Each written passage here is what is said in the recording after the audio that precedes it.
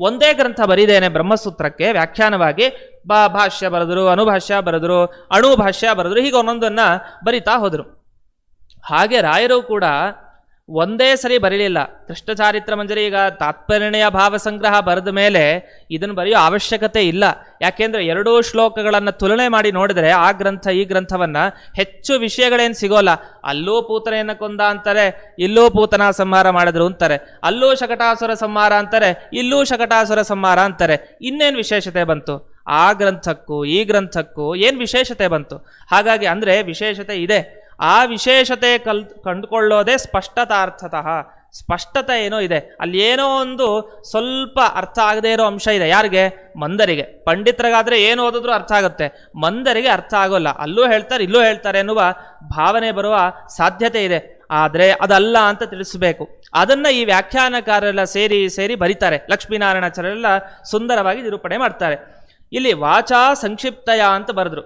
ಪಂಡಿತರು ಅದವರು ವಿಸ್ತಾರವಾಗಿ ಹೇಳ್ಬೋದು, ಅಲ್ಲಿ ಹೇಳ್ತಾರೆ. ಅದೇ ಸಂಕ್ಷೇಪವಾಗಿ ಹೇಳೋದು ಬಹಳ ಕಷ್ಟ ಅಂತ.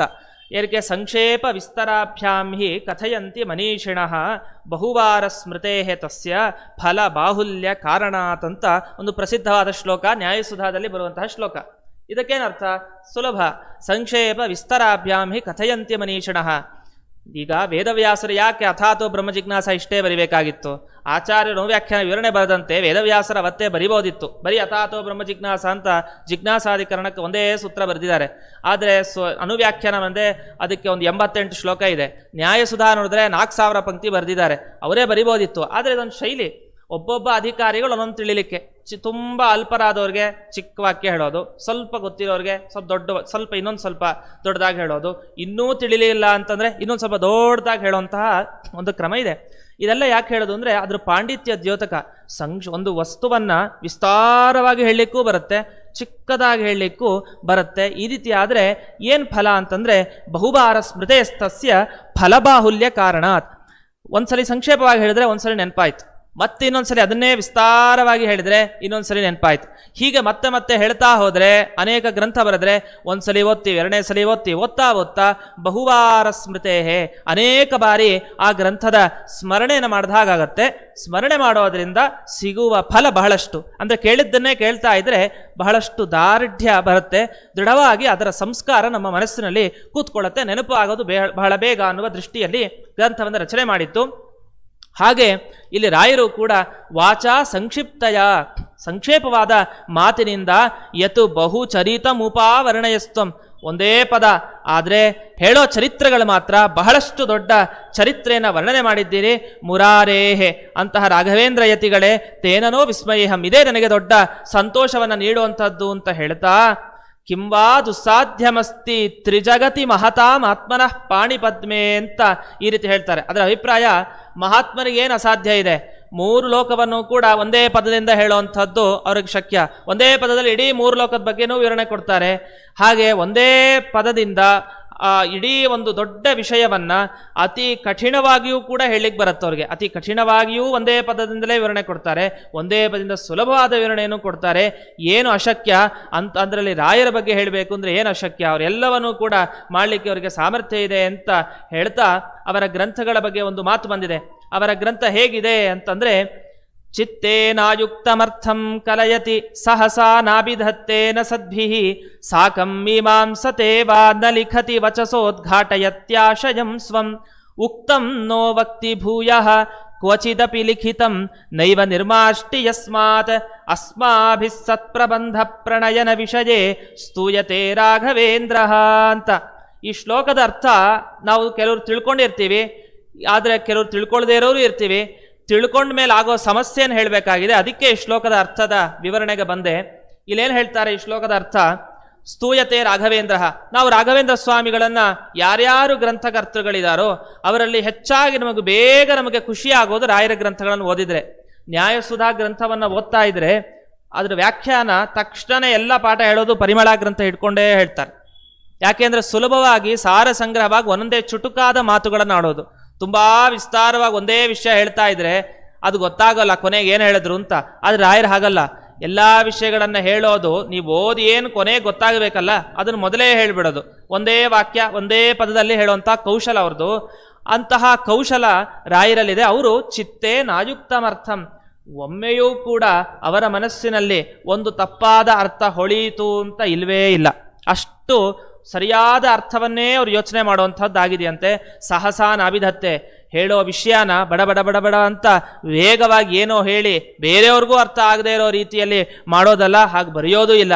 ವಾಕ್ಯಗಳು ಒಂದೊಂದು ಯೋಚನೆ ಮಾಡಿ ಮಾಡಿ ಒಂದೊಂದು ಪದಗಳನ್ನು ಪ್ರಯೋಗ ಮಾಡ್ತಾರಂತೆ. ಸಹಸಾ ನಾಭಿಧತ್ತೆ ನ ಸದ್ಭಿಸ್ ಸಾಕಂ ಮೀಮಾಂಸತೆ, ಚರ್ಚೆ ಮಾಡೋದಲ್ಲ ಬೇರೆಯವ್ರ ಜೊತೆ ಹೋಗಿ, ತಾವೇ ಸ್ವಯಂ ತಮ್ಮ ಬುದ್ಧಿ ಶಕ್ತಿಯಿಂದ ವಿವರಣೆಯನ್ನು ಕೊಟ್ಟಿದ್ದಿದೆ. ನ ಲಿಖತಿ ವಚಸೋದ್ಘಾಟಯತ್ಯಾಶಯಂ ಸ್ವಂ, ತಮ್ಮ ಅಭಿಪ್ರಾಯ ಇದು ಅಂತ ತಾವ್ಯಾವತ್ತೂ ಹೇಳೋಲ್ಲ. ನನ್ನ ಅಭಿಪ್ರಾಯ ಇದು ಮಧ್ವಾಚಾರ್ಯರ ಅಭಿಪ್ರಾಯ ಗುಣವಾಗಿ ಬಂದಿದ್ದು ಅನ್ನುವ ಭಾವನೆಯೇ ಇರುತ್ತೆ. ತಮ್ಮದು ನನ್ನದು ನಾನು ಹೇಳಿದೆ ಅನ್ನುವ ಭಾವ ಅವರ ಗ್ರಂಥಗಳಲ್ಲಿ ಕಾಣೋಲ್ಲ. ಉಕ್ತಂನೋ ಭಕ್ತಿಭೂಯ, ಹೇಳಿದ್ದನ್ನು ಮತ್ತೆ ಹೇಳಲ್ಲ ಅಂತ ಹೇಳಿದ್ದಾರೆ.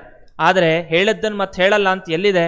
ಇದೇ ಕೃಷ್ಣ ಚಾರಿತ್ರ ಮಂಜರಿಯಲ್ಲಿ ಹೇಳಿದ್ದನ್ನೇ ಮಹಾಭಾರತ ತಾತ್ಪರ್ಯನಿರ್ಣಯ ಭಾವಸಂಗ್ರಹದಲ್ಲೂ ಕೂಡ ಹೇಳಿದ್ದಾರೆ. ಅಲ್ಲಿ ಹೇಳಿದ್ದು ಇಲ್ಲಿ ಹೇಳಿದ್ದು ಒಂದೇ ಆಯ್ತಲ್ಲ. ಮತ್ತು ಉಕ್ತಂನೋ ಭಕ್ತಿಭೂಯ, ಇದೆಲ್ಲ ಸಾಧ್ಯವೇ, ಇದು ಸರಿ ಎನ್ನುವ ಪ್ರಶ್ನೆ ಬರುತ್ತೆ. ಮತ್ತೆ ಕ್ವಚಿದಪಿ ಲಿಖಿತಂ ನೈವ ನಿರ್ಮಾರ್ಷ್ಟಿ, ಒಮ್ಮೆ ಬರೆದ ಮೇಲೆ ಅದನ್ನು ಅಳಿಸೋದಿಲ್ಲ ಅಂತ ಒಂದರ್ಥ ಇವನ್ನ ನಾವು ತಿಳ್ಕೊಳ್ತೇವೆ. ಕ್ವಚಿದಪಿ ಲಿಖಿತಂ ನೈವ ನಿರ್ಮಾರ್ಷ್ಟಿ ಅಂತ. ಆದರೆ ಇನ್ನೊಂದರ್ಥ ನಿರ್ಮಾರ್ಷ್ಟಿ ಅಂದರೆ ಅಳಿಸೋದಿಲ್ಲ ಅಂತ ಒಂದರ್ಥ ಆದರೆ ಇನ್ನೊಂದು ನಿರ್ಮಾಣ ಮಾಡೋದಿಲ್ಲ ಅಂತ ಅರ್ಥ ಇದೆ. ಕ್ವಚಿದಪಿ ನೈವ ನಿರ್ಮಾರ್ಷ್ಟಿ ಯಸ್ಮಾತ್ ಅಂತ. ನಿರ್ಮಾಣ ಮಾಡೋದಿಲ್ಲ ಅನ್ನೋದು ತಪ್ಪಾಯ್ತಲ್ವ? ಈಗ ಕೃಷ್ಣ ಚಾರಿತ್ರ ಮಂಜರಿ, ರಾಮಚಾರಿತ್ರ ಮಂಜರಿ ಎರಡರ ಕಥೆಯ ಸಂಗ್ರಹ ಏನು ಮಾಡಿದ್ದಾರೆ ಇಲ್ಲಿ, ಇದನ್ನು ಮಹಾಭಾರತ ತಾತ್ಪರ್ಯ ನಿರ್ಣಯ ಭಾವ ಸಂಗ್ರಹದಲ್ಲೂ ಮಾಡಿದ್ದಾರೆ. ಮತ್ತಿದೆ ಈ ರೀತಿ ಸಮಸ್ಯೆಗಳನ್ನು ಹೇಳಲಿಕ್ಕೆ ಮೊದಲನೇ ದಿವಸ ನಾನು ತಗೊಂಡಿದ್ದು ಉಪನ್ಯಾಸ. ಉತ್ತರವನ್ನು ಹೇಳ್ತೇನೆ, ನಾಳೆ ಎಲ್ಲ ಉತ್ತರವನ್ನು ಹೇಳ್ತೇನೆ ಈ ಪ್ರಶ್ನೆಗಳಿಗೆ. ಇನ್ನೊಂದು ರಾಘವೇಂದ್ರ ಸ್ವಾಮಿಗಳ ಬಗ್ಗೆ ಹೊಗಳೋದಿದೆ.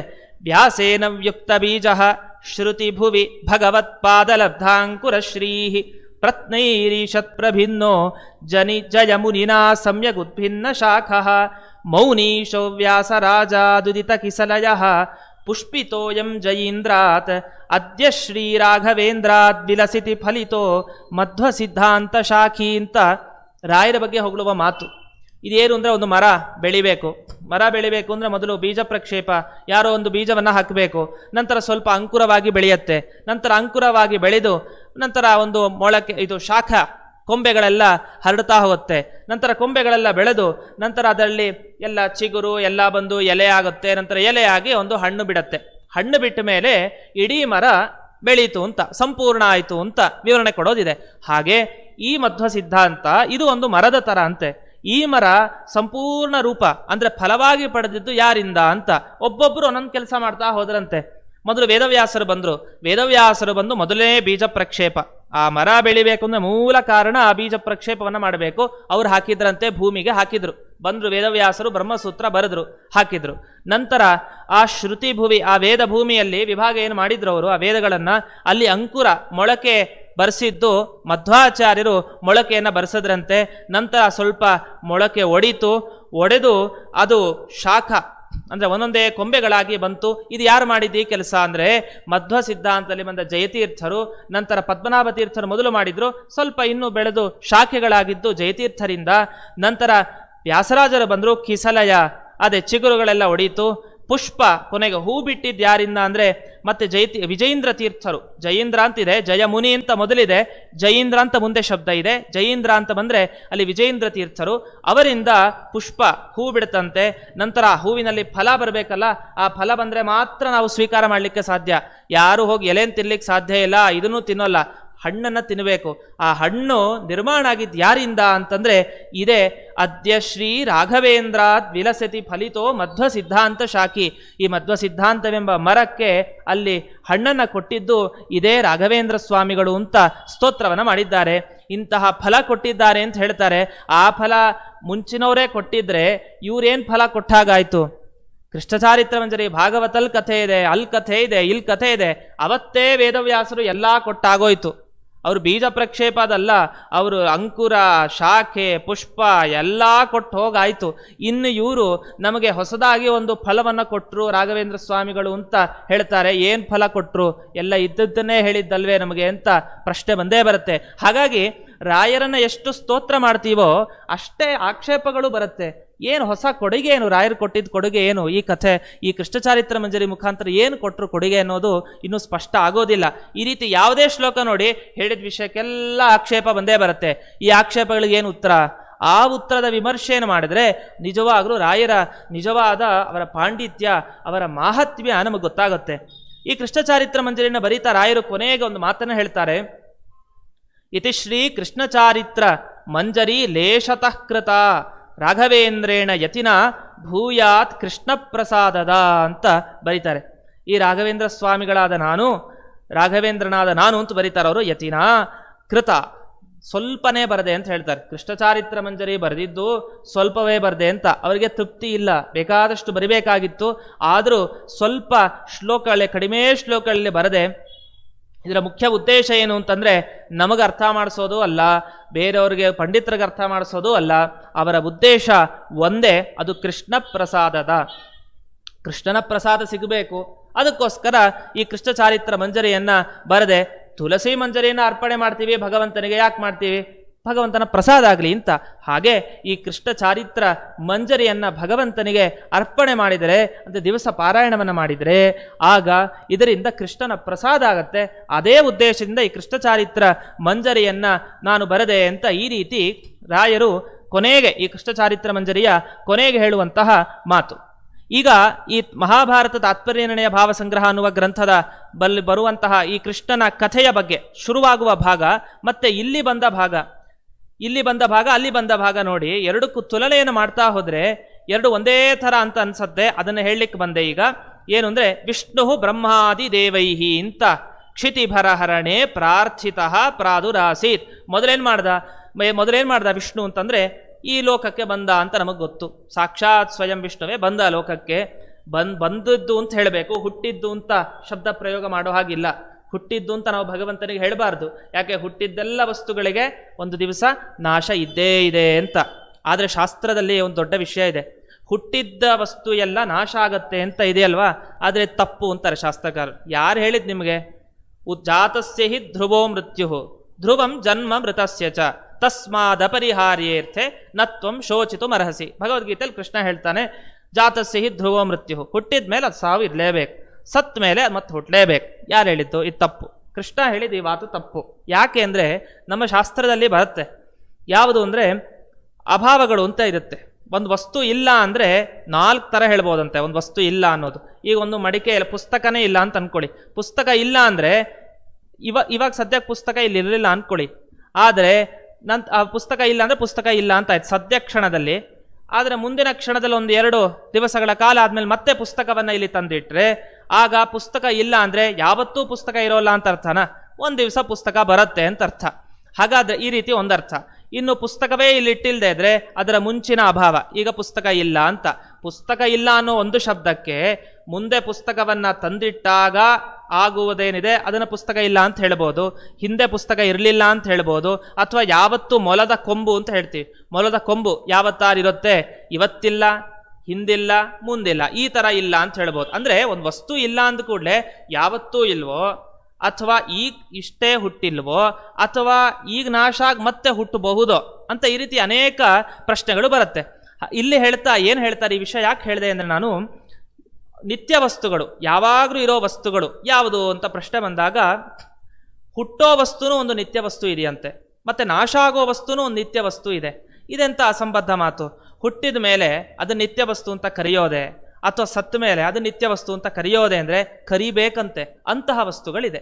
ಉದಾಹರಣೆಗೆ ಒಂದು ಮಡಿಕೆ ತಗೊಳ್ಳಿ, ಒಂದು ಕೋಲ್ ತಗೊಳ್ಳಿ, ಅದಕ್ಕೆ ಹೊಡಿರಿ. ಹೊಡೆದ ಮೇಲೆ ಅಲ್ಲಿ ಏನು ಆಯಿತು? ಘಟದ ಧ್ವಂಸ ಅಂದರೆ ಘಟ ನಾಶ ಆಯಿತು ಅಂತ. ಈ ನಾಶ ಆದ ಮೇಲೆ ಆ ನಾಶಕ್ಕೆ ನಾಶ ಇದೆಯಾ? ಮತ್ತೆ ಆ ನಾಶವನ್ನು ಮತ್ತೆ ನಾಶ ಮಾಡ್ಲಿಕ್ಕೆ ಬರುತ್ತಾ? ಘಟ ಇಲ್ಲ ಅಂತಾಯ್ತು. ಆ ಇಲ್ಲ ಅನ್ನೋ ಒಂದು ವಸ್ತು ಯಾವಾಗಲೂ ಇರುತ್ತೋ ಮತ್ತೆ ಅದಕ್ಕೆ ನಾಶ ಇದೆಯೋ? ಇಲ್ಲ ಅನ್ನೋ ವಸ್ತು ಯಾವಾಗಲೂ ಇದ್ದೇ ಇರುತ್ತೆ. ಒಂದು ವೇಳೆ ಆ ಘಟನಾಶ ಆದಮೇಲೆ ಮತ್ತೆ ಆ ಘಟನಾಶಕ್ಕೂ ನಾಶವನ್ನು ಒಪ್ಪಿದ್ರೆ, ಘಟನಾಶಕ್ಕೆ ನಾಶ ಒಪ್ಪಿದ್ರೆ ಮತ್ತೆ ಘಟ ಬರಬೇಕು ಅಂತ ಆಗತ್ತೆ. ಅಂದೇನರ್ಥ ಆಯಿತು? ಒಂದು ಹುಟ್ಟತ್ತೆ, ಆದರೆ ಅದು ಎಂದಿಗೂ ನಾಶ ಆಗೋಲ್ಲ. ಹಾಗಾದರೆ ಭಗವಂತ ಜಾತಸ್ಯ ಹಿ ಧ್ರುವೋ ಮೃತ್ಯು. ಇಲ್ಲಿ ಜಾತ ಆಯ್ತಲ್ಲ, ಹುಟ್ಟತಲ್ಲ, ಯಾವುದು ಮಡಿಕೆ ನಾಶ ಆಯಿತು ಅಂದರೆ ಮಡಿಕೆ ಹುಟ್ಟಿತು, ಮಡಿಕೆಯ ನಾಶ ಹುಟ್ಟಿತು ಅಂತ ಅರ್ಥ. ನಾಶ ಹುಟ್ಟಿದ ಮೇಲೆ ಆ ನಾಶಕ್ಕೆ ನಾಶ ಒಪ್ಪಿದ್ರ ಇಲ್ಲ. ಮತ್ತೆ ಜಾತಸ್ಯ ಹಿ ಧ್ರುವ ಮೃತ್ಯು ಹೇಗೆ ಹೇಳ್ತೀರಿ? ಸುಮ್ಮನೆ ಹೇಳ್ತಾನೇ ಇರ್ತೀವಿ ಜಾತಸ್ಯ ಹಿ ಧ್ರುವ ಮೃತ್ಯು, ಅರ್ಥ ಇಲ್ಲ. ಧ್ರುವಂ ಜನ್ಮ ಮೃತಸ್ಯ ಚ, ಮತ್ತೆ ಹುಟ್ಟಿದ ಮೇಲೆ ಅದು ಸಾಯಲೇಬೇಕು ಅಂತ, ಇದು ತಪ್ಪು. ಜಾತಸ್ಯ ಹಿ ಧ್ರುವ ಮೃತ್ಯು ಧ್ರುವಂ ಜನ್ಮ ಮೃತಸ್ಯ ಚ, ಮರಣ ಹೊಂದಿದ್ದಕ್ಕೆ ಮತ್ತೆ ಉತ್ಪತ್ತಿ ಅಂತ. ಈಗ ಪ್ರಾಗಭಾವ ಅಂತ ಒಂದು ವಸ್ತು ಇರುತ್ತೆ. ಪ್ರಾಗಭಾವ ಅಂದರೆ ನಮ್ಮ ಶಾಸ್ತ್ರದಲ್ಲಿ ಪ್ರಾಗಭಾವ ಅಂತ ಶಬ್ದ ಬಳಸ್ತಾರೆ. ಇದಕ್ಕೆ ಅರ್ಥ ಪ್ರಾಕ್ ಅಭಾವ ಅಂದರೆ ವಸ್ತು ಇನ್ನೂ ಹುಟ್ಟಿಲ್ಲ ಅಂದೇನಿದೆ, ಅದರ ಮುಂಚೆ ಒಂದು ಅಭಾವ ಇದೆ. ಇನ್ನು ಮಡಿಕೆ ಹುಟ್ಟಿಲ್ಲ, ಆ ಮಡಿಕೆ ಹುಟ್ಟೋದಕ್ಕಿಂತ ಮುಂಚೆ ಒಂದು ಇಲ್ಲ ಅನ್ನೋ ಒಂದು ವಸ್ತು ಇದೆ, ಮಡಿಕೆಯ ಅಭಾವ ಇದೆ ಮುಂಚೆ. ಆ ಪ್ರಾಗಭಾವ ಏನಿದೆ, ಮಡಿಕೆ ಹುಟ್ಟಿದ ಮೇಲೆ ಆ ಅಭಾವ ನಾಶ ಆಗತ್ತೆ. ಯಾಕೆಂದ್ರೆ ಮಡಿಕೆ ಹುಟ್ಟು ಬಿಡುತ್ತಲ್ಲ, ನಂತರ ಘಟದ ಮೊದಲಿಗಿರುವ ಅಭಾವ ನಂತರ ಘಟ ಹುಟ್ಟಿದ ಮೇಲೆ ಇರೋದಿಲ್ಲ ಅಂತ. ಆದರೆ ಆ ಪ್ರಾಗಭಾವಕ್ಕೆ ನಾಶ ಇದೆ, ಆದರೆ ಅದು ಅನಾದಿ ಅಂತೆ. ಈ ಘಟ ಇಲ್ಲಿವರೆಗೂ ಹುಟ್ಟಿಲ್ಲ, ಇನ್ನೂ ಘಟವನ್ನು ಒಬ್ಬ ನಿರ್ಮಾಣ ಮಾಡಿಲ್ಲ, ಇಲ್ಲಿವರೆಗೂ ಏನಿದೆ ಅನಾದಿ ಕಾಲದಿಂದ ಘಟ ಪ್ರಾಗಭಾವ ಇದೆ. ಹಾಗಾದ್ರೆ ಅನಾದಿ ವಸ್ತು, ಜೀವ ಅನಾದಿ, ಪರಮಾತ್ಮ ಅನಾದಿ, ಈ ಘಟ ಪ್ರಾಗಭಾವ ಅದು ಕೂಡ ಅನಾದಿ ಕಾಲದಿಂದಿದೆ. ಇಷ್ಟೆಲ್ಲ ಅನಾದಿ ಕಾಲದಿಂದಿದೆ. ಅನಾದಿ ಕಾಲ ಇರುವ ಜೀವನಿಗೆ ನಾಶ ಒಪ್ತೀರಾ? ಇಲ್ಲ. ಪರಮಾತ್ಮನಿಗೆ ನಾಶ ಒಪ್ತೀರಾ? ಇಲ್ಲ. ಆದರೆ ಆ ಘಟದ ಪ್ರಾಗಭಾವಕ್ಕೆ ನಾಶ ಇದೆ. ಯಾಕೆ? ಒಂದು ದಿವಸ ಘಟ ಹುಟ್ಟಿದ್ರೆ ಆ ಘಟ ಪ್ರಾಗಭಾವ ಇಷ್ಟು ದಿವಸ ಏನಿತ್ತು ಅದು ಹೋಯ್ತು ಅಂತ ಅರ್ಥ. ಹಾಗಾದ್ರೆ ಜಾತಸ್ಯ ಹಿ ಧ್ರುವೋ ಮೃತ್ಯು ಧ್ರುವಂ ಜನ್ಮ ಮೃತಸ್ಯ ಚ ತಸ್ಮಾದ ಪರಿಹಾರ್ಯರ್ಥೆ ಅಂತ. ಅಯ್ಯೋ, ಪರಿಹಾರ ಮಾಡ್ಕೊಳ್ಳಿಕ್ಕೆ ಸಾಧ್ಯ ಇಲ್ಲ, ಹುಟ್ಟಿದ ಮೇಲೆ ಸಾವಿದೆ, ಸತ್ತ ಮೇಲೆ ಹುಟ್ಟಿದೆ ಅಂತ ಹೇಗೆ ಹೇಳ್ತೀರಿ? ಧ್ವಂಸ ಪ್ರಾಗಭಾವ ಅಂತ ಎರಡು ರೀತಿಯ ಅಭಾವದ ವಸ್ತುಗಳನ್ನು ಹೇಳಿ ಇದೇ ಉದಾಹರಣೆ.